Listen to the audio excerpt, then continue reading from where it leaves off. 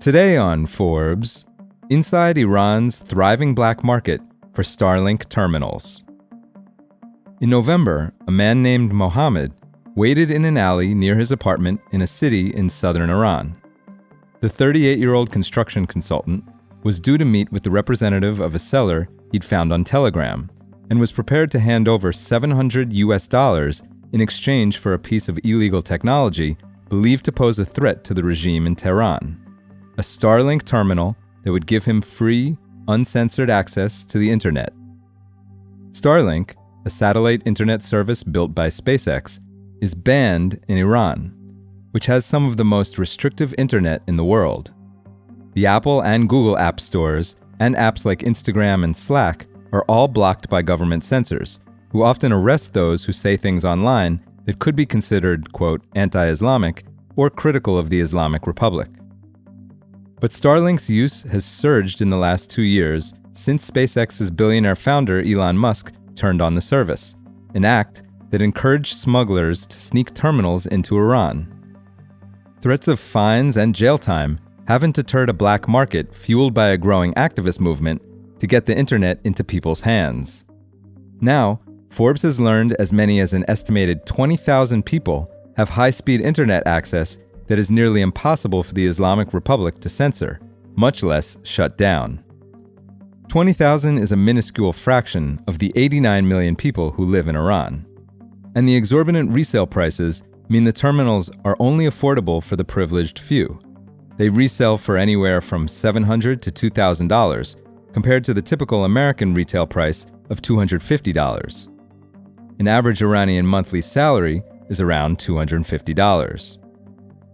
The Starlink service also requires a $70 monthly fee, which, due to American sanctions on Iranian banks, require a convoluted series of steps involving crypto and prepaid credit cards. In addition, users pay a one-time $200 so-called outside region fee to activate their account in a country that is different from where it was purchased. But for those who can afford it and have an appetite for risk, the reasons to acquire a Starlink terminal range from the mundane to the political. Forbes spoke to multiple Starlink users in Iran for whom unfiltered internet means faster speeds for video calls and video games, unfettered access to social media, and the ability to say whatever they want, as well as a better way to organize against the government. Ahmed Ahmadian, executive director of Holistic Resilience, an activist group based in Los Angeles, said, quote, "Mass adoption of Starlink in Iran could be the technological revolution we've been waiting for in our fight against regime's digital oppression. Like how Radio Free Europe helped crack Soviet Union's wall of propaganda, Starlink could shatter Islamic Republic's digital Iron Curtain."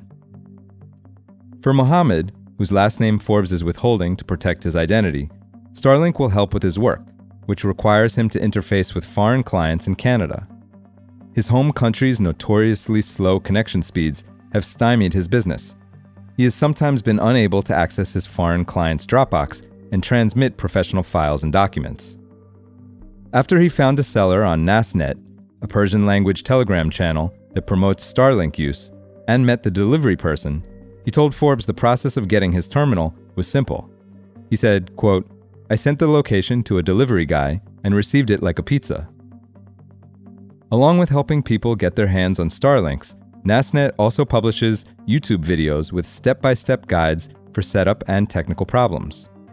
They're made primarily by an Iranian woman who has lived in Europe for 10 years, who requested anonymity.